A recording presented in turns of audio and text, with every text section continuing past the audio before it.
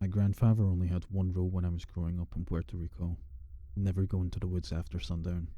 He said it all the time, but he never explained why. At the time I assumed it was just one of those old rural superstitions. I didn't realise until I was 14 that he meant it very seriously.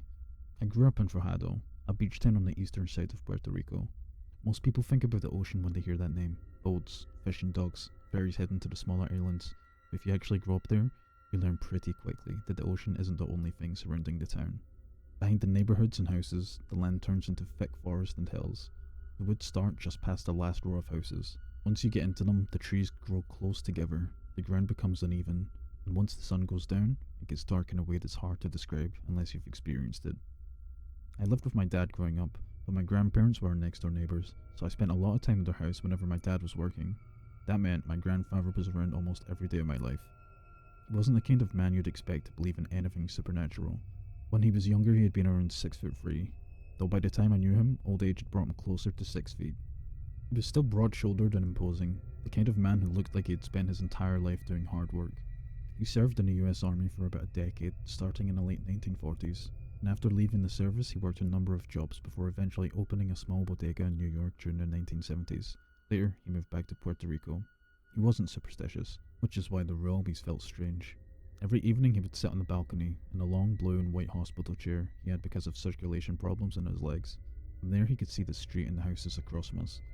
The woods were behind the houses, out of view. Still, almost every day at some point he would repeat the same warning: never go into the woods after sundown. He never explained why. One evening, when I was about 14, one of my best friends came over. The sun was already starting to dip behind the hills. The sky had that deep orange colour that tells you night is coming soon. He asked if we could go explore, and he meant the woods. Normally I would have asked my grandfather if it was okay, but that time I didn't. I knew what he would say. So instead I just told him we were going out for a walk. As we were leaving through the gate, he called out to me from the balcony, "Don't go into the woods after sundown." The words caught me off guard. I hadn't said anything about the woods. For a moment I wondered if he somehow knew. I laughed it off and said we wouldn't, but the warning stayed in the back of my mind. We went into the woods anyway. At first, everything felt normal. We followed one of the trails we had walked plenty of times before. The frogs were chirping and the trees moved gently with the evening breeze. Eventually, the light faded until moonlight was the only thing lighting the path. After a while, my friend said he needed to take a leak, so he stepped off the trail and walked a little deeper between the trees. I waited. 1 minute passed, then another, then a few more. Something about the woods suddenly felt different. Quieter. Too quiet. I stepped off the trail and went looking for him. Instead of finding him, I walked straight into a clearing. At first, I thought I recognised it. It was a small open spot in the woods where one of the neighbours had thrown a party once when I was younger. I remembered music, people drinking, a fire pit in the middle, but something about this clearing didn't feel right. The one I remembered was small, maybe 20 feet across at most. This one was much bigger. The tree line stretched farther out than I remembered, forming a wide circle around me. For a moment, I wondered if I had somehow walked to a completely different place, but I didn't remember there being any other clearings nearby, and standing in the middle of it was a figure. At first I thought it was my friend, so I called his name. No response. I walked further out of the trees, thinking maybe he just couldn't hear me. By the time I realised something was wrong, I was already deep in the clearing. The figure slowly turned around, and suddenly I realised I was less than 10 feet away. It wasn't my friend, it was an old woman. On the edge of the clearing she looked tall, but up close she looked small and frail. Her skin was pale, and her hair was as white as snow, hanging loosely around her shoulders. Her expression is something I still struggle to describe. The best way I can explain it is this: she looked angry. Not normal anger, something deeper. Something that made her face look almost possessed. For a second we just stared at each other, then she lifted her hands. The way she moved them didn't look normal. They moved too fast, too sharply for someone who looked that old. Almost like her body didn't match the way she was moving. She started murmuring something under her breath. I couldn't understand the words. At the same time, the wind suddenly picked up around the clearing. Not a breeze, a sudden rush of air that pushed through the trees and made the branches bend. Then the temperature dropped. Anyone who has been to Puerto Rico knows how strange that is.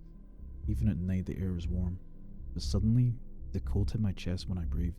The wind got stronger, the trees around the clearing started swaying, and the entire time she kept moving her hands in the air, murmuring something I couldn't understand. Fear completely took over. I shut my eyes and braced myself for something to happen. After a few seconds, everything stopped. The wind died instantly, the cold disappeared, the sounds of the forest slowly returned. When I opened my eyes, the clearing was empty. She was gone. It took almost an hour before my friend and I finally found each other again. According to him, he had never moved from the spot where he stepped off the trail. He said one minute I was standing there, and the next minute I was gone. We walked out of the woods quickly. The entire time it felt as if something was watching us from between the trees. But the moment we stepped out under the streetlights, that feeling disappeared.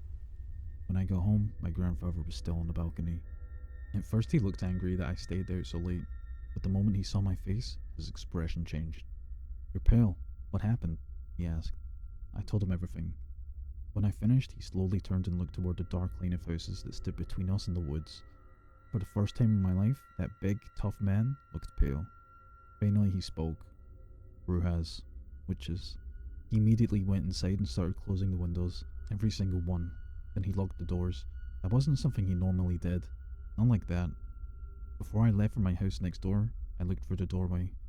My grandfather was sitting alone in the living room, and for the first time in a long time, I saw him praying the rosary. After that night, we never talked about what happened in the woods again, and he never repeated the rule. He didn't have to.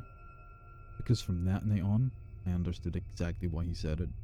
Some places change after the sun goes down, and whatever I saw that night is the reason I will never go into the woods after sundown again.